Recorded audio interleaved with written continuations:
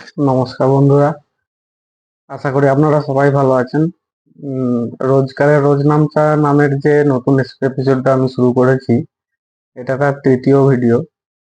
আম, এর আগের ভিডিওতে মেনলি আমি আলোচনা করেছিলাম যে আমাদের ইনকাম কত টাইপের হতে পারে এবং প্যাসিভ ইনকামের কি কি সোর্স আছে। আজকের এই ভিডিওটা মেনলি আমি ফোকাস করব মিউচুয়াল ফান্ড কি, সেটা সোজা বাংলা ভাষায় বোঝানোর জন্য, এবং মিউচুয়াল ফান্ড কোথা থেকে করবেন, কি কি অপশন আছে, কি কি টাইপের মিউচুয়াল ফান্ড হতে পারে এই ব্যাপারে। তবে ভিডিওটা শুরু করার আগে যদি আপনাদের ভালো লেগে থাকে, তাহলে যেহেতু আমার চ্যানেলটা নতুন, তাই প্লিজ লাইক, শেয়ার আর সাবস্ক্রাইব করবেন। আর এই ভিডিওটা মেনলি আমি চাইছি বানাতে আমার মতনই অনেক এরকম যুব সম্প্রদায় যারা মিউচুয়াল ফান্ডের সম্পর্কে অবগত, কিন্তু কোথা থেকে শুরু করব বা কিভাবে করতে হয় মিউচুয়াল ফান্ড এই সম্বন্ধে ঠিকঠাক ধারণা নেই, তাদের জন্যই মেন ফোকাস এই ভিডিওটা। তো চলুন আর দেরি না করে শুরু করি। তো প্রথমেই আমরা যেটা আলোচনা করব সেটা হচ্ছে যে মিউচুয়াল ফান্ড কি। আজকাল সবাই মোটামুটি এই নামটার সঙ্গে পরিচিত যে মিউচুয়াল ফান্ডে ইনভেস্ট করো, কিন্তু মিউচুয়াল ফান্ড অ্যাকচুয়ালি কি না, এই নামটার ওপরেই মিউচুয়াল ফান্ডের ডেফিনেশনটা লুকিয়ে আছে। যে অনেকগুলো ফান্ড একসঙ্গে যখন মিউচুয়ালি ইউটিলাইজড হয়, তখন তাকে মিউচুয়াল ফান্ড বলে। যেমন আমি একটা সার্টেন পার্সেন্টেজ টাকা বা সার্টেন অ্যামাউন্ট টাকা, সাপোজ 10,000 টাকা দিলাম, সেরকম আরো 10 জন বা 100 জন তার কিছু টাকা কোনো একটা ফান্ড হাউসকে জমা করলো। সেই ফান্ড হাউস তখন সেই টোটাল অ্যামাউন্টের টাকাটা তাদের নিজস্ব বিচার বিবেচনার মাধ্যমে শেয়ার বাজার বা গোল্ড ফান্ড বা অন্য কোনো ডেট ফান্ড, যেমন গভর্নমেন্ট বন্ড বা কর্পোরেট বন্ড, এসবেতে ইনভেস্ট করবে। তারপর সেই ইনভেস্ট করা পয়সাটা যখন তাদের শেয়ার মার্কেট থেকে বা গোল্ড ফান্ড থেকে বা গভর্নমেন্ট বন্ড থেকে যখন তারা লাভ করতে শুরু করবে, তখন আমার ইনভেস্ট করা পয়সাটাও বাড়তে শুরু করবে। এটাই হচ্ছে মেন মিউচুয়াল ফান্ডের মোদ্দা কথা। ঠিক আছে, তাহলে এর মধ্যে একটা কথা এসে পৌঁছায়, সেটা হচ্ছে যে এএসএম বা অ্যাসেট ম্যানেজমেন্ট কোম্পানি। সেটা কি না, যেমন এইচডিএফসি, মতিলাল অসওয়াল, এলআইসি, এগুলোর মতো কিছু বড় বড় ফান্ড হাউস আছে যারা এই অফারটা দিয়ে থাকে। তারা আপনার বা আমার মতো সাধারণ মানুষের টাকা এক কাছে নেয়, দিয়ে একটা বড় ফান্ড বানায়। সেই ফান্ডটাকে তারা, যেহেতু আমাদের থেকে তাদের কাছে অনেক এক্সপিরিয়েন্সড এবং অনেকদিন এই মার্কেটে থাকা মানুষজন আছেন, তারা নিজেদের বিচার বিবেচনা অনুযায়ী শেয়ার মার্কেট বা অন্যান্য যে সমস্ত খাতে বিনিয়োগ করে থাকেন আমাদের পয়সা, তাকে বলা হয় অ্যাসেট ম্যানেজমেন্ট কোম্পানি। এরপর আসি আর একটা টার্ম, যেটাকে বলে ন্যাভ বা নেট অ্যাসেট ভ্যালু। সেটা কি না, আমরা যখন কোনো একটা এএসএম এর কাছে আমাদের নিজেদের কিছু অর্থ বিনিয়োগ করলাম, তখন সেই এএসএম তার যে টোটাল নেট অ্যাসেট ভ্যালু বা তার যা টোটাল অ্যাসেট ভ্যালু, তার টোটাল যা ইউনিট আছে সেটা ডিভাইড করে যতটা হবে, সেই পার ইউনিটকে বলা হবে একটা এনএভি বা নেট অ্যাসেট ভ্যালু। যেমন আমরা কোথাও শেয়ার মার্কেটে বিনিয়োগ করলে পার শেয়ারের হিসাবে ক্যালকুলেট করি, মিউচুয়াল ফান্ডের ক্ষেত্রে সেরকমই হচ্ছে পার ন্যাভ, মানে আপনি যত টাকা ইনভেস্ট করলেন তার এগেনস্টে আপনাকে কিছু ন্যাভ দেওয়া হবে বা এনএভি দেওয়া হবে। তাহলে বোঝা গেল যে এনএভিটা কি, মানে আপনার টাকার সমানুপাতিক আপনার হাতে ওই মিউচুয়াল ফান্ডের এনএভি আপনার কাছে থাকবে। এরপর আসি আর একটা জিনিস, আর একটা টার্ম, সেটা হচ্ছে এক্সপেন্স রেশিও। সেটা কি না, আপনি মিউচুয়াল ফান্ড কেন করছেন? কারণ আপনার কাছে কিছু টাকা আছে বিনিয়োগ করার মতো, কিন্তু কোথায় বিনিয়োগ করতে হবে সেটা আপনি ভালো বুঝতে পারছেন না, বা সেই নিজের ডিসিশন নেওয়ার মতো রিস্কটা নিতে পারছি না। তাহলে তার থেকে বেটার অপশন কি, না আমরা তাদের হাতে টাকাটা দিই যারা আমাদের থেকে এই বিষয়টা ভালো বোঝে। তারা কারা? না তারা ওই সমস্ত ফান্ড হাউস বা ওই সমস্ত অ্যাসেট ম্যানেজমেন্ট কোম্পানি। এবার তারা কি করছে, না তারা কিছু এক্সপার্ট প্রফেশনালকে এই ফিল্ডে রেখেছেন।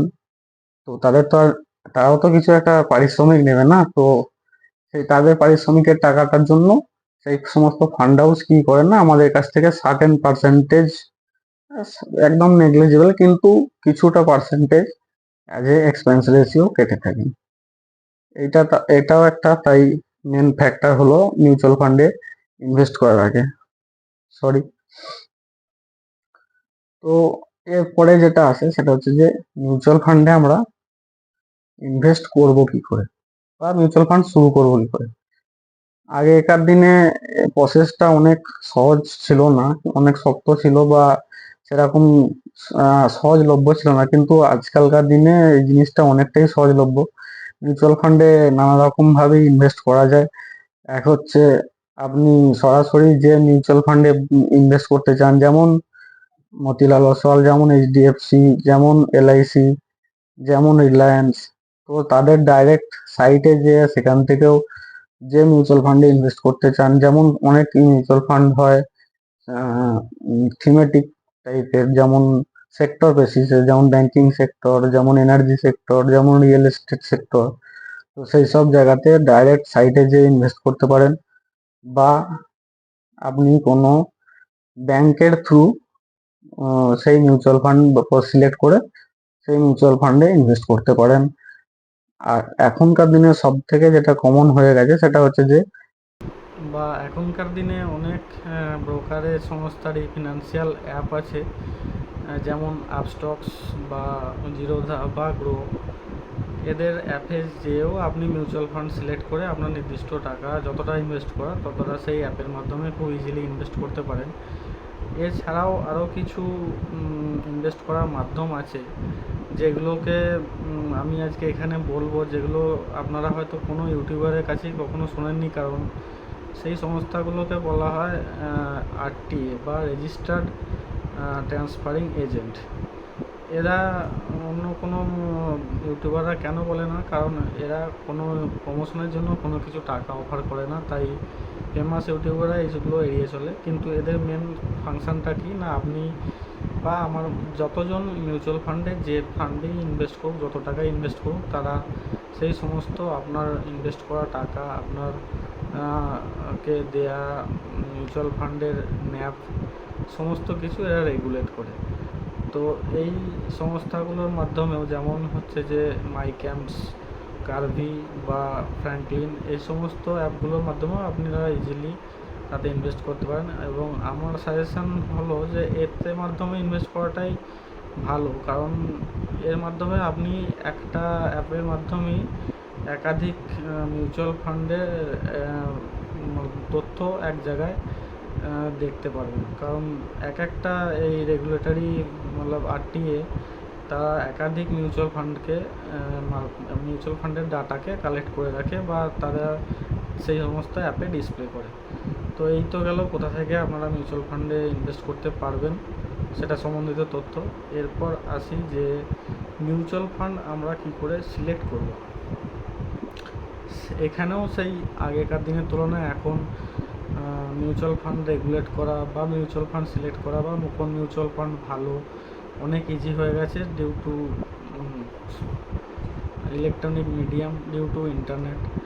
আপনি বিভিন্ন ফিনান্সিয়াল ওয়েবসাইট বা ফিনান্সিয়াল অ্যাপ এর মাধ্যমে, যেমন ইটি মার্কেট বা মানি কন্ট্রোল বা গ্রোয়েতেও কম্পারিজন করা যায়, সেই সমস্ত অ্যাপে গিয়ে কোনো একটা ফিল্ডের থিমেটিক বা কোনো একটা নির্দিষ্ট স্পেশাল টাইপের মিউচুয়াল ফান্ডকে সিলেক্ট করুন। সেখানে নাম্বার অফ মিউচুয়াল ফান্ড চলে আসবে।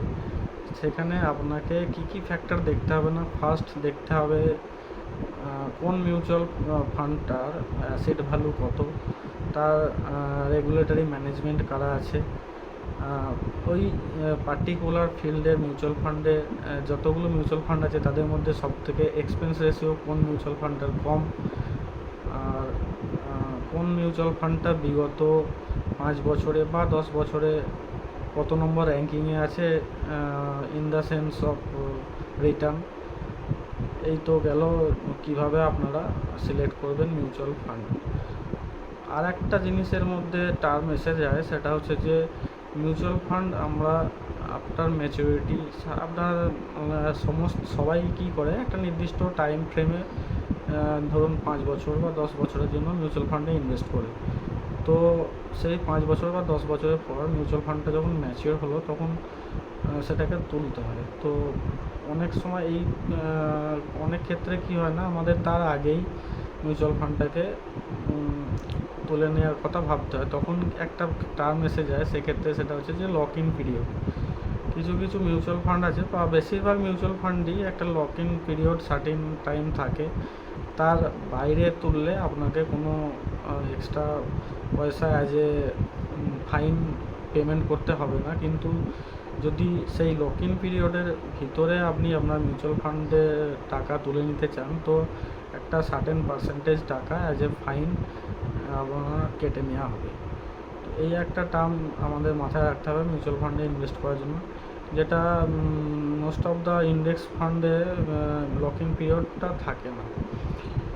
তো এরপরে আমরা যেটা নিয়ে আলোচনা করব সেটা হচ্ছে যে মিউচুয়াল ফান্ডে কীভাবে ইনভেস্ট করা যায়। মেনলি 2 টাইপের ইনভেস্টমেন্ট হয় মিউচুয়াল ফান্ডে, একটা হচ্ছে যে লামসাম ইনভেস্টমেন্ট, আর একটা হচ্ছে যে সিস্টেমেটিক ইনভেস্টমেন্ট প্রসিডিওর বা এসআইপি থ্রু। তো লামসাম আসি প্রথমে লামসামটা যেটা হচ্ছে যে সেটা লামসাম ইনভেস্টমেন্ট হলো আপনার কাছে যদি একটা সার্টেন অ্যামাউন্টের টাকা থাকে, সেই টাকাটাকে আপনি আপনার সুটেবল টাইম অনুযায়ী অ্যাট এ টাইম সেই টাকাটাকে মিউচুয়াল ফান্ডে ইনভেস্ট করে দিলেন, মিউচুয়াল ফান্ড যেটা আপনার ভালো লাগবে সেটা দেখে। আর সিস্টেমেটিক ইনভেস্টমেন্ট প্রসিডিওরটা কি না, কোনো মাসের কোনো একটা নির্দিষ্ট তারিখে আপনি ওই মিউচুয়াল ফান্ডটাকে সিলেক্ট করলেন, সিলেক্ট করে ব্যাংকের থ্রু বা আপনার মিউচুয়াল ফান্ড অ্যাপের থ্রু ইলেকট্রনিক ম্যান্ডেট করা যায় ব্যাঙ্কিংয়ের নেট ব্যাঙ্কিংয়ের থ্রু। তো সেই ইলেকট্রনিক ম্যান্ডেট করে দিলেন যে আমি এই মাসে এত তারিখে এত অ্যামাউন্টের টাকা এই মিউচুয়াল ফান্ডে ইনভেস্ট করব। তো সেই প্রত্যেক মাসে সেই নির্দিষ্ট তারিখে আপনার ওই নির্দিষ্ট অ্যামাউন্টের টাকাটা অটোমেটিক্যালি আপনার ব্যাংক থেকে কেটে ওই মিউচুয়াল ফান্ডে ইনভেস্ট হয়ে যাবে। এটা একটা সার্টেন টাইম ফ্রেম দেওয়া থাকে যে আমি 5 বছরের জন্য বা 10 বছরের জন্য এই এসআইপিটা চালু রাখতে চাই। তো আপনার ওই টাইম ডিউরেশনে ওই নির্দিষ্ট তারিখে ওই টাকাটা আপনার অটোমেটিক্যালি কেটে ইনভেস্ট হয়ে যাবে। এটাকে বলা হয় সিস্টেমেটিক ইনভেস্টমেন্ট প্রসিডিওর। এই লামসাম আর সিস্টেমেটিক ইনভেস্টমেন্ট প্রসিডিওর সম্বন্ধে টোটাল ডিটেলস ভিডিও আমি এরপরে আরেকদিন নিয়ে আসবো। আজকে এই পর্যন্তই, ধন্যবাদ।